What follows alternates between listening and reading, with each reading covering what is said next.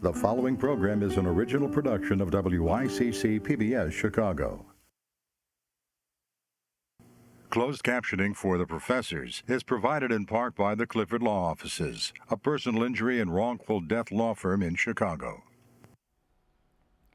An estimated 34 million American adults either can't read or can only read at a basic level. More than 2/3 of American kids won't be ready for 21st century jobs unless we do something to improve reading proficiency. A discussion about how to fix the problem of illiteracy in America is coming up on today's edition of The Professors.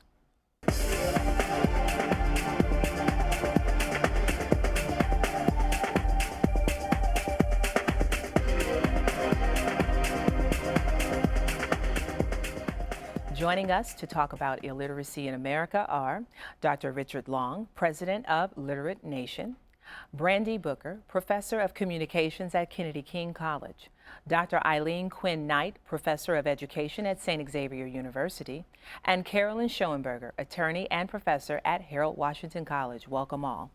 Thank you. Okay, so we're talking about illiteracy in America. Now, literacy, I think, is an overused term in education because, you know, we've got information literacy, computer literacy, et cetera, right? So it's almost become like a euphemism. But specifically in this conversation, we're talking about reading, the ability to read, right? Now, before we began, Elizabeth, you had mentioned that there is some debate about exactly how to define illiteracy. Why is that important? Well, to define literacy today is to say that we are working on looking at what the child can read or what the student can read. And reading really is an adjective that describes something. So he reads math, he reads science, he reads social studies, and those are all different skills that they need in order to accomplish that. So I think our definition of literacy is something that we have to take into consideration. Even, for example, visual literacy, which is reading how you're looking at me right now, is an important concept for today. So when I worked with electricians in looking at how they read their manuals and how they read their work that they do, they did a different concept of it than I would see in a classroom where they're doing reading skills. So I think it's really important for us to think about what we're talking about. Reading as an adjective or a gerund or whatever you want to call it, you have to have a modifier. So what are we reading and how will we develop the skills for the student to develop that? For example, I think in your case, you would have a different skills than I would in math literacy than you would in your particular area. Right, but before we go off into that, well, we're talking about reading literacy. So I want to talk to can I call you Richard? All right. So I want to talk to Richard. So Richard, in Literate Nation, how do you guys define literacy? Well, literacy is the ability to be able to use what's on the written page and understand what it is and then apply it. And so it's not just, so that's what you're talking about. When we're talking about reading, we're talking about this process of not only being able to read the words, but actually to be able to comprehend. And to then use it. And a good example of where we are today is during World War II, the standard Navy fighter plane in 1943, the Hellcat, had a manual that was about 43 pages long. By the mid-90s, the Air Force was using a fighter plane, the Tomcat. Its manual was 70,000 pages long. That kid on a pitching deck of an aircraft carrier is still a high school graduate having to understand much more complex things in order to function, to do their job. And the truth is they can, but we have to be able to support them. So it's not just, can you read that little squiggle on the page? It's can you use it, apply it, and learn from it. Would it then be fair to say then at best, when we're talking about this expectation or some type of standard of reading or literacy in America, are we saying across the board, every adult should at least be able to read at an 8th grade level? Is that a fair? No. That's too low? Way too low. Way too low. Yeah. Why? Well, we know right now that there are 600,000 plus manufacturing jobs open in this country for kids who have the literacy ability to then be taught how to work in the high-tech manufacturing jobs. Okay. That number is supposed to go to 3 million in the next couple of years. An 8th grade education was great in the agrarian age. It was great in the industrial age. In the information age, we have to have high school graduates who can read and think and take information and process it so that they can really benefit from our community. I think you need to add that and to be able to write. Yes. It is so critical to be able to write a literate statement, something that can communicate your ideas. And it's not just at the high school or elementary school level or even the college level. I've seen graduate students who have difficulty writing a simple letter. And it's not that they lack the intelligence, it's that somewhere along the way, no one taught them, or they didn't pick it up, they didn't learn it. And I find that very, very troubling. Remember where they came from, though. They came from a system in which we've tested them out of writing. They fill in bubbles most of the time. So where do they have to write a sentence? Where do they have to write a paragraph? So if it isn't, the neoliberalism talks about if it isn't testable or measurable, it isn't worth knowing. And that's where we have a big gap in that regard. Well, there are still college courses that have you write. I mean, you have your literature courses and your history courses where you do more than just multiple choice. Right, but I'm saying in the high schools they've done a lot of the bubble filling in. Sure. So they come to us with less skills than they've had before. Even in law schools, where the crux of the legal profession is in writing and oral communication, critical thinking, there are some gaps in some of the skill levels of some of the law students. One of the things we know, and Literate Nation has a book called The Blueprint, that the answer isn't any one part of this, that reading and writing is part of literacy. And in the Blueprint, we talk about a comprehensive approach, because if we look at for a magic bullet, we find that we only get that far. We need to be making real differences in the lives of these kids with a comprehensive approach that starts with early childhood and goes all the way through, so that when they hit graduate school and undergraduate school, that they're ready to be taught the advanced skills. Again, some of the problem may be you have large classrooms, and literally how much can one teacher who may have 200 students accomplish in trying to not only teach writing, and I'm not sure that there's an easy way to teach writing, but There isn't. respond to what students write. If there are 200 students, 40 or 50 in a class, how does someone actually do that? We know that doesn't work. I teach both developmental writing and college level composition here for city colleges, and I think that is an issue that you just hit on. We need to dismantle the system at the lower level and stop putting so many children in the classroom so that some of these critical thinking and critical reading skills can be developed early on. Just last night, I gave an editorial to my English 101 students. It's a composition college level course. And the fact that at least 50% of the class, there's about 27 students, 50% of the class completely missed this analogy that the editorialist had used throughout the entire 2.5-piece article. And so for me, it was eye-opening to see exactly where we were and how I could help them build this bridge and understand how meaning is made through clear written communication, and how it starts with their reading level. And that when we teach writing, like you said, we have to understand that it directly correlates with their reading abilities. So, And one of the problems is we really don't have a good way to define what reading and writing is. Steven Pinker, who is a noted author, has said that reading and writing are hardwired in us at this point in our civilization. And so, you know, what do we do to encourage those kind of things, to bring them out, to educare, to educate the person?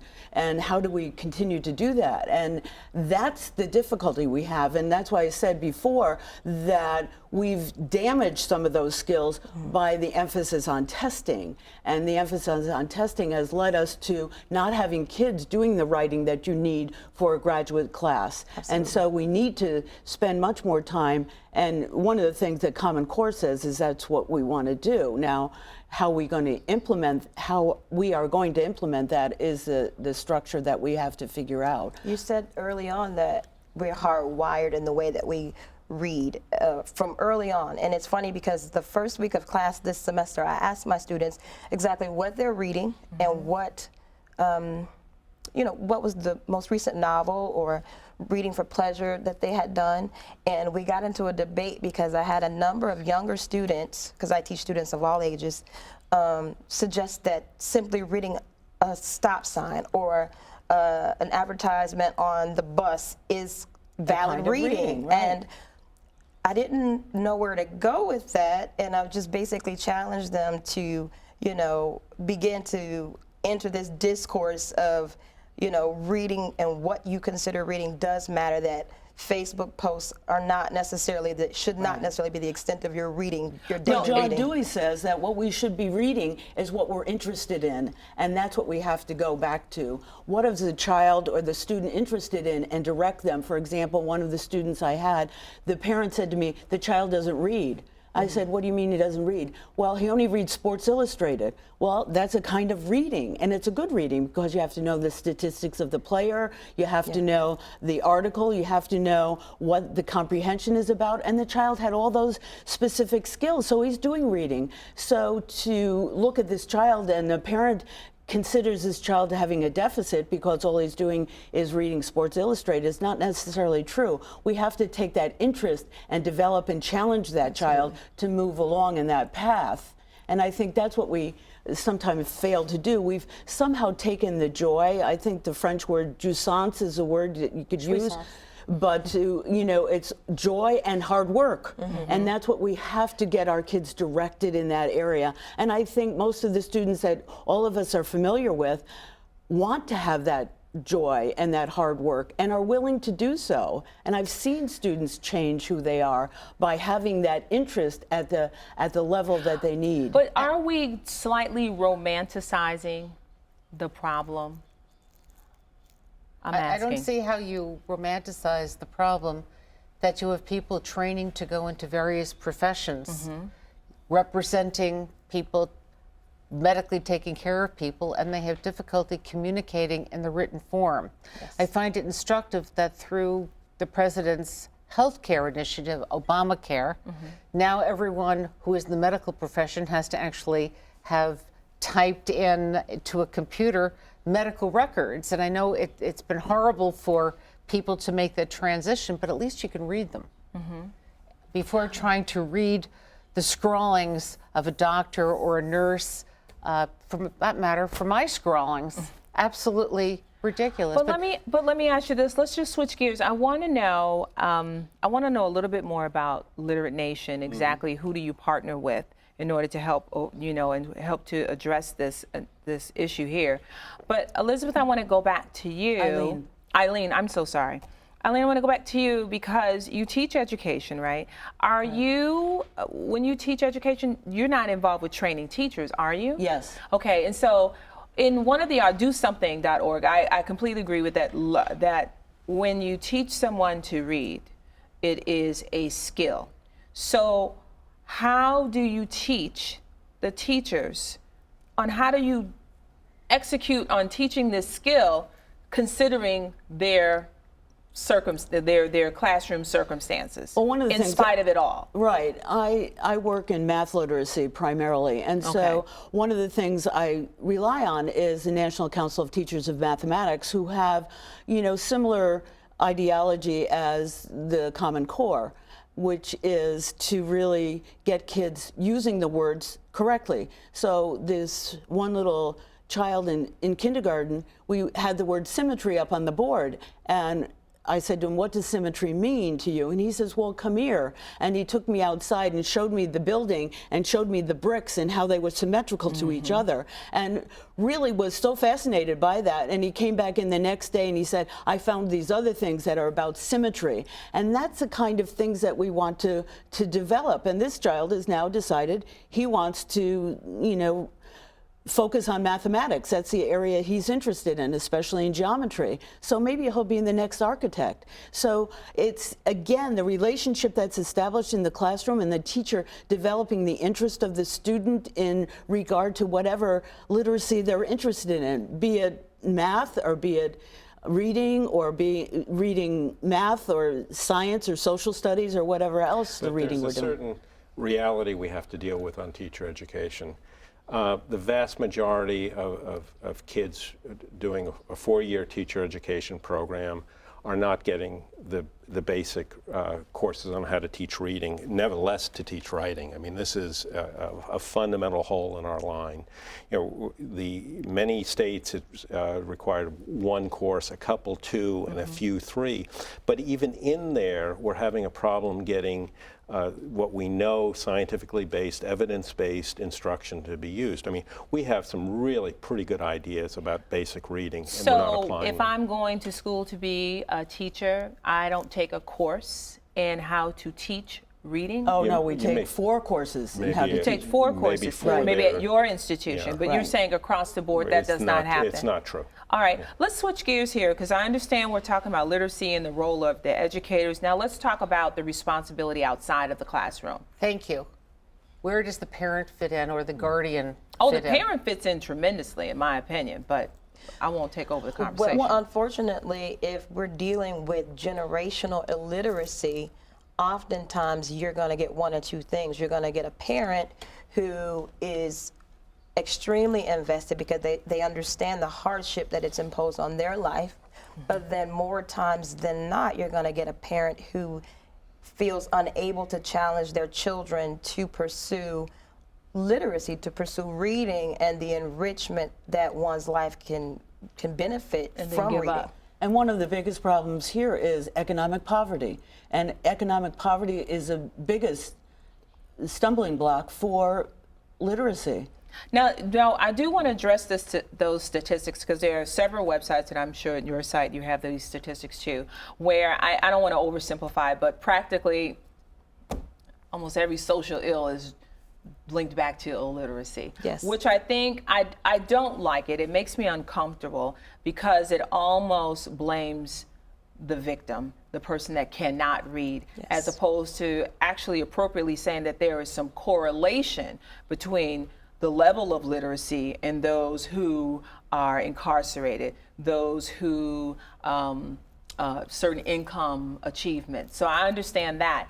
But what we're really talking about, I think, is we're talking about the culture of reading in our country, period. Right. There was the Huffington Post article last year was talking about how the U.S. literacy rate has not changed in 10 years. And so now I'm going back to you, Richard, and so does someone go, we need to fix this, or was it just so under the radar that people were just surprised in 10 years? We have a systemic problem here. Even in those 10 years before then, the progress we were making, and there is progress, it's very slow, it's very small, and we're being surpassed internationally by other nations that are doing a far more deliberative investment. And one of the things that we do talk about is looking upon this not just as been talked about before, about like the assessment. I mean, we've had No Child Left Behind now for 10 years. I mean, the goal is the right goal. Kids not to basic, we want them proficient. They should be able to push on all cylinders. But we test them as if it's basic. We're not testing them on the writing skills. We're not testing them on the thinking skills. So they're giving us what we're giving them. It isn't those statistics about the incarceration rate and the poverty rate and intergenerational literacy. They're not an indictment of the kid, although they're the one who pay the price. Yeah. They're an indictment of us. Exactly. And who has more Nobel Prizes? Who has more? I mean, we act as if, you know, America is going to hell in a handbasket. And I see a lot of improvement. And I see even in areas, I work in a lot of poverty schools, economically poor schools, and they're really attending to the issue of assisting not only their students, but also their parents. So a lot of times they have a math night for parents, for example, yes. so that they can figure out what is it they need to do with their child at home. Because we need to have the conversation at home. If we want the child to use the word symmetry, somewhere they need to hear the parents say the word symmetry. Yeah, absolutely. So that's a kind of, you know, conjunction we need in that regard. Well, that's where I think city colleges and the role of the community college is so critical. Absolutely. The fact that there are courses available at every level. But I still come back to the fact that it is not just the undergraduate, the community colleges where there are writing issues. That exists in the law schools, in the medical schools, across the the business board. schools. And I'm not sure how we even go about fixing it other than to have teachers concentrate But you know what? more and more time on writing, on making the students write, which means you can't have 200 students. Right. Well, Yeah. you're right. You're right. There needs to be a reinforcement of writing. Sometimes when I have these conversations, I know I sound like a broken record. It's just like I hate to describe the water while drowning. So if the building's on fire, I'm not sitting down figuring out, saying, so now what's the definition of fire? Do you know what plan is? At some point, we need to haul and get out. So I think that's where we're at when it comes to this issue. It's like, it's, as my dad would say, like, whatever your hands find to do it. Right. So you're right. There is stagnation across the board. You are definitely right about that. And there is issues with, with what happens in elementary school, and then it gets dragged into high school and then into college. Yes. You're definitely right about that. But we also have to talk about, okay, so what are some of our own personal commitments into how do we make this, I don't want to say a paradigmatic shift, but this cultural shift where reading and writing are like peanut butter and jelly. Yeah. They come together and it is a norm. Right. Now, in my home, I'm a librarian, so of course, it's Right. the norm. But what I did learn is that when we're talking about the whole reading and writing is at first, like most parents, we get the baby around, like, read to your baby. And we're like, okay, I'll just read to the baby. But then after a while, I was like, okay, I don't need to just read. I need to stop and say, what did you hear? Yes. Right, and how many times did you use that word? How many times did you word? Right, why don't you write me a paragraph and summarize what you said? And Right. so I think I'm at an advantage because I am an educator. And, and I guess in some instance, my kids would be at a disadvantage because their mom is a librarian, so I can raise the bar. But allow me to go back, and when we're talking about in the homes, it happens two ways. Either there is an expectation for you to meet the standard, or there is no standard. And regardless of whether it's frustration, whatever the case may be, but it reminds me of my dad. That's where the crux of the matter is, because if the father reads, the children read more. Exactly. You're right. And I'm a living testimony of that. My father was a functional illiterate. He's a welder, owned this company, everything. But I'm going to tell you, how I learned how to read? I learned how to read because he would get on our nerves because he was learning how to read. And it would always be, and he's old school. He's from the South. So how did most people from the South learn how to read? Through religion, reading the Bible. So he'd read the Bible. What's this word? Go get the dictionary. Use it in a sentence. And then I was like, okay, so that's how I learned, by helping my dad. Right. So is there ever a situation, or do you have a program where you say, okay, maybe there's a way where the children actually help the parent get over the hump, so they're learning together? It's Yes. a value. It's a value that It's you're a taught. value. Right. And so whether it's when you take your kid to the food store and you say to them, go get me this, and you describe Yes. it and they have to go find it. Writing a note, write it out, write it in a sentence, that couple of words, that's not good. This is the talking about a value. We know that kids living in high poverty today are coming to school with 5,000 words. I mean, this data has been out there now for 15 years. Mm-hmm. And the kids who are coming from middle-class households, they come into school with 30,000 words. That gap doesn't get smaller unless we do something about it. And to tie that into school, what we do now is we have word walls up on the board. And so on the word wall, we have the child come in from school the day before and say, what words did you use today? And then they can put a little check mark or a sticker or something like that. They use this word with their parent at home. So this is one way of reinforcing getting the kids to use the words at home with their parents. It's a small way, but it's a beginning of that, and then getting them to write that. We're rounding down. I want to save some of those discussions for the after show conversation about what are some other techniques, like just some really simple things that we can do. But I also want to say, too, that this is where it is really special when there is a senior in the home, when there's a grandparent in the home. I intentionally pair up my kindergarten daughter to do homework with my mother, because there's a level of patience, But at the same time, it kind of keeps my mom's brain, you know, sharp. And I'm not saying you're not sharp, Mom. My mom's sharp. But you understand, it's just that engagement. I also want to close the program by letting everyone know that if you know that literacy is a problem for you, the City Colleges of Chicago definitely has programs there. Now, typically, we know it's an open door. There's the GED program. But even for those who are not ready to take the GED, there's the Adult Basic Education program as well, too.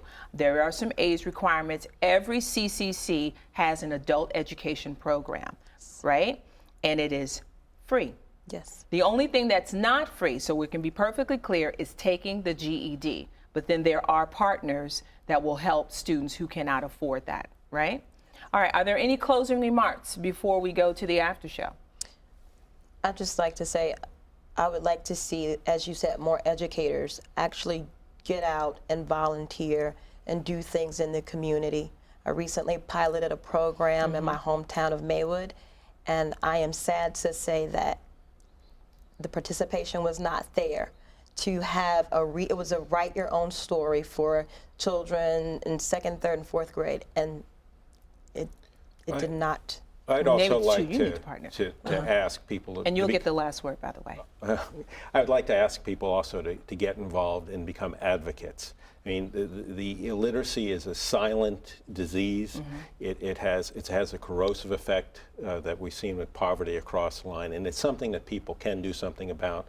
In Literate Nation, we have our blueprint. I mean, it's online for 99 cents. We want everybody to have it, so we're not. But here are our ideas on a comprehensive approach that we do know makes a difference because we've seen it work. Absolutely.